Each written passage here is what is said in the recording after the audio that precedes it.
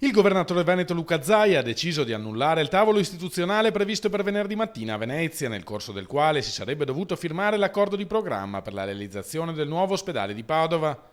All'origine della decisione del presidente veneto una lettera inviatagli nelle scorse ore dal commissario del comune di Padova, Michele Penta.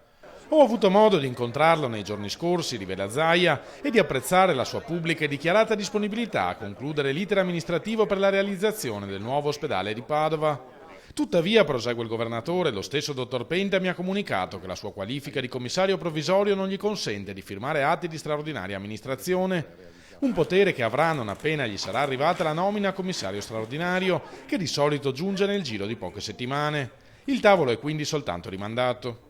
Purtroppo l'ennesima presa in giro per tutti noi padovani sull'ospedale di Padova. È stato annullato questo tavolo che non aveva ragione d'essere, di poter essere convocato. Infatti le carte che sono state firmate da Bitonci non si sa nemmeno cosa siano, che validità abbiano. Il commissario non può firmare, non esistono poteri e purtroppo noi padovani ancora una volta veniamo presi in giro. Abbiamo bisogno di serietà, di concretezza. Se per il Movimento 5 Stelle dietro al rinvio si nasconde l'illegittimità di approvare l'accordo da parte di un commissario non eletto dai cittadini, dalla Lega Nord Padovana si pone l'accento sulle responsabilità di quello che nel migliore dei casi costituirà un ulteriore ritardo nel lungo e travagliato iter del nuovo ospedale. La responsabilità di questo se la devono assumere quei 4 congiurati che hanno firmato in quella notte buia e tempestosa un atto che ha portato alla caduta di questa amministrazione e quindi i cittadini di Padova, ma non solo quelli di Padova, ma di tutto il Veneto, dovranno ringraziare il PD e tutti quelli, che adesso non sto a citare i nomi, anche per non fare pubblicità,